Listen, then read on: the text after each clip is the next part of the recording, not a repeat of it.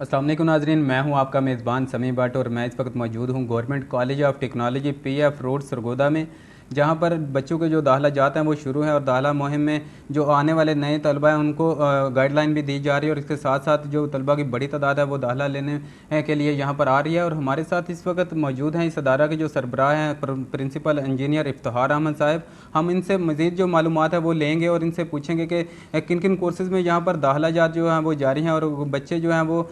कौन से कोर्सेज़ यहाँ पर करवाए जा रहे हैं और उनके लिए आगे जो आने वाली उनकी जो ज़िंदगी है उसमें ये कोर्सेज़ उनको कितना उनके लिए मुफीद साबित हो सकते हैं। तो सबसे पहले हम सर का शुक्रिया अदा करेंगे। सर, आपको बहुत शुक्रिया, आपने हमें टाइम दिया और हमारे प्रोग्राम में जो आप तशरीफ़ लाए और हमसे जो गुफ्तगू करने के लिए अपना कीमती टाइम से जो वक्त निकाला। तो सर, हम सबसे पहले आपसे ये पूछेंगे कि जो DAE diploma of associate engineer और जनरल एजुकेशन है, इसमें क्या फ़र्क पाया जाता है? जो टेक्निकल एजुकेशन है और जनरल एजुकेशन है उसमें बुनियादी जो फ़र्क है कि मैट्रिक साइंस के बाद एक बच्चा डिप्लोमा करता है DAE हमारे पास आके मुख्तलिफ टेक्नोलॉजी में, वो 3 साल लगाता है और 3 साल लगाने के बाद स्किल हासिल करके जब वो फारग हो के फील्ड में जाता है तो उसके पास ऑप्शंस, डिफरेंट ऑप्शंस होते हैं जो कि जनरल एजुकेशन FA FSC या इक्विवेलेंट एजुकेशन वाले के पास नहीं होते हैं। मसलन वो बच्चा जॉब कर सकता है मुख्तलिफ गवर्नमेंट डिपार्टमेंट्स में, प्राइवेट इदारों में, प्राइवेट कंपनियों में, और इसी तरह वो सेल्फ एम्प्लॉयड भी खुद अपना काम भी कर सकता है टेक्नोलॉजी के हवाले से। और उसके अलावा फर्दर एजुकेशन में भी आ गए, उसके लिए वो सारे रास्ते खुले हैं जो एक जनरल एजुकेशन वाला बच्चा मेडिकल के अलावा हर फील्ड में जा सकता है। जबकि जनरल एजुकेशन में जो बच्चा मैट्रिक के बाद FA FSC या इक्विवेलेंट एजुकेशन जब हासिल करता है तो उसके पास जॉब का कोई सिचुएशन नहीं होती कि वो खुद जॉब कर सके या किसी गवर्नमेंट प्राइवेट सेक्टर में जा सके या ख़ुद अपना कोई काम कर सके, ये उसके पास ऑप्शंस नहीं होती, बल्कि उसको आगे ज़रूर पढ़ना पड़ता है हर हाल में। जबकि जो डिप्लोमे वाला बच्चा है वो ना सिर्फ ये कि फ़ौरी तौर पे जॉब स्टार्ट करके अर्निंग हैंड हो सकता है, अपने वालिदैन मुल्कों के लिए जो है ना वो एक अच्छा कारगर रुकन बन सकता है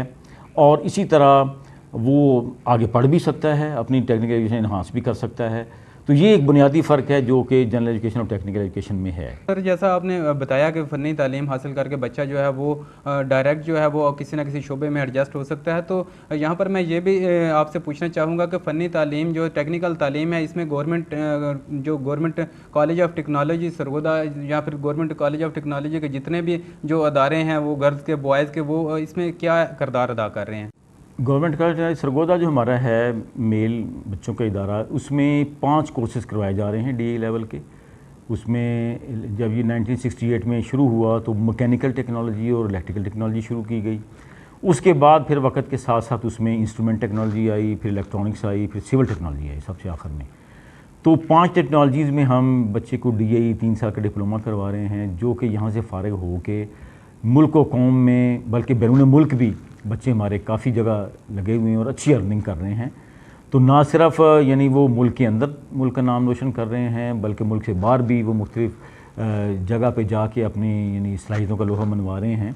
तो उसमें जो एटॉमिक एनर्जी में है, बड़े बड़े जो महकमे हैं, वापडा है, इरिगेशन है, हाईवे है, बड़े बड़े जो महकमे हैं, PTCL है, सारे महकमों में हमारे बच्चे जो है वो प्राइवेट सेक्टर में जितनी इंडस्ट्रीज़ हैं उनमें हमारे बच्चे एक बहुत पॉजिटिव रोल अदा कर रहे हैं उसकी कारकर्दगी में, परफॉर्मेंस में और क्वालिटी में। तो इसी तरह जो जितने हमारे पूरे पाकिस्तान में टेक्निकल एजुकेशन के इदारे हैं उसमें मुख्तलिफ टेक्नोलॉजी जो करवाई जा रही हैं, उसमें मुख्तलिफ टेक्नोलॉजी के हवाले से बच्चे मुल्क के अंदर मुल्क के बाहर जाके जो है ना उसमें अपना रोल अदा कर रहे हैं और मुल्क की तरक्की में भी वो अपना हिस्सा डाल रहे हैं और अपनी फैमिली के लिए भी सपोर्टिंग किरदार अदा कर रहे हैं। जी बिल्कुल, जैसा कि सर ने बताया कि मुख्तलिफ जो शोबा जात हैं वो सरकारी महकमे हैं और अटामिक एनर्जी तक यहाँ से जो बच्चे हैं वो भी सेटल होते हैं और वहाँ पर जाकर मुल्की जो तरक्की में और मुल्क के दफा के लिए जो है वो काम कर रहे हैं। और यहाँ पर मैं ये भी पूछना चाहूँगा कि जो टैप्टा पंजाब है इसकी हमें हिस्ट्री से कुछ आगाह करते जाएँ ताकि हम जान सकें कि टैप्टा कब शुरू हुआ और इसका जो आगाज़ है वो कैसे हुआ और इस वक्त जो टैप्टा की जो मौजूदा सूरत हाल है वो क्या है। ये टैप्टा पंजाब जो है वो असम्बली के ज़रिए से 1999 में मारद वजूद में आई। ये बहुत बड़ी अथॉरिटी बनाई गई पंजाब लेवल पे और टेक्निकल एजुकेशन की बेहतरी के लिए उसमें मज़ीद यानी अच्छी चीज़ें शामिल करने के लिए, तालीम को बेहतर बनाने के लिए, रोज़गार को बेहतर बनाने के लिए, मुल्क की तरक्की में अहम किरदार अदा करने के लिए बनाई गई। टैप्टा से पहले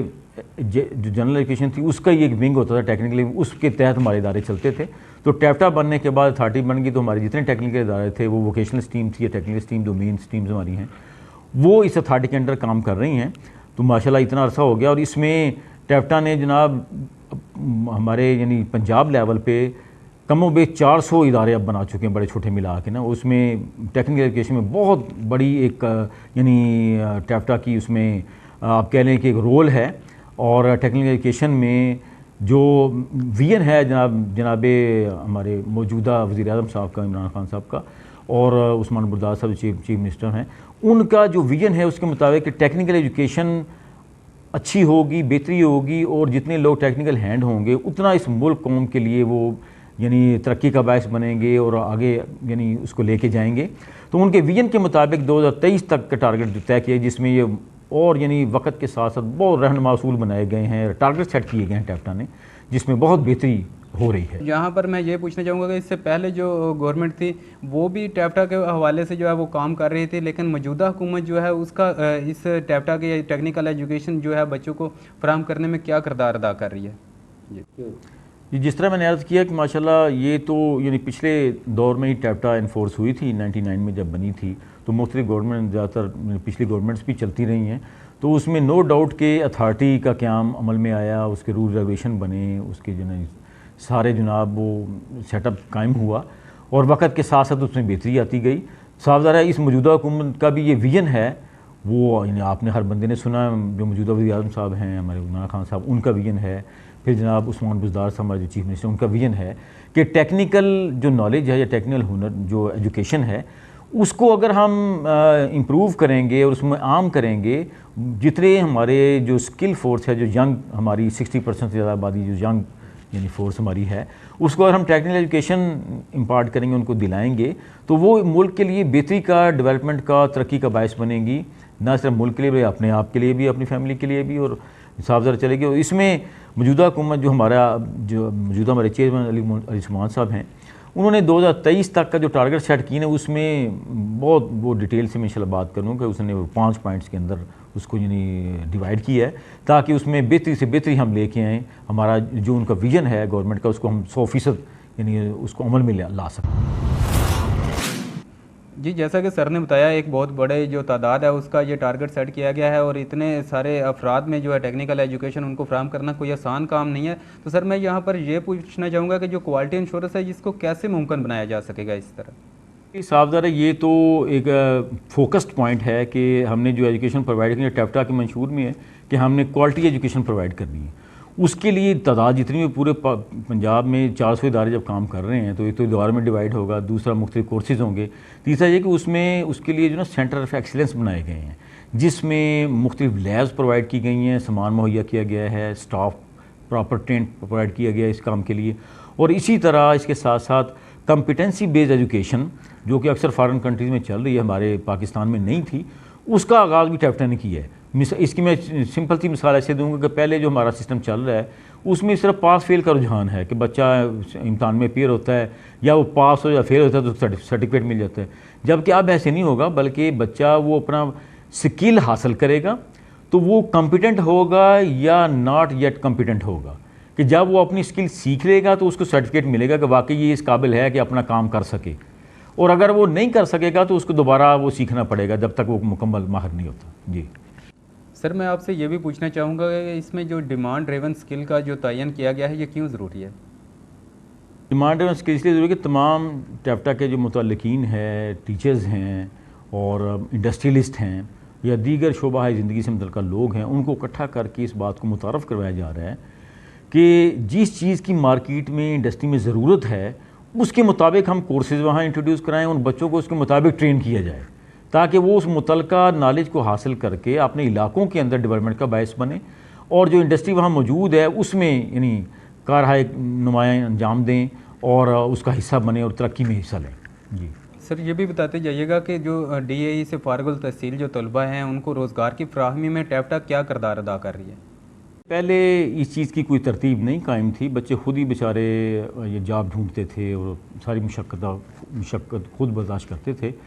लेकिन टैप्टा के आने के बाद अल्हम्दुलिल्लाह इसमें प्लेसमेंट सेल बन गए हैं हर इदारे के अंदर,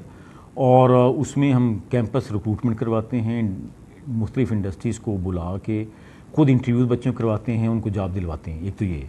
दूसरा, टैप्टा ने अभी हाल ही में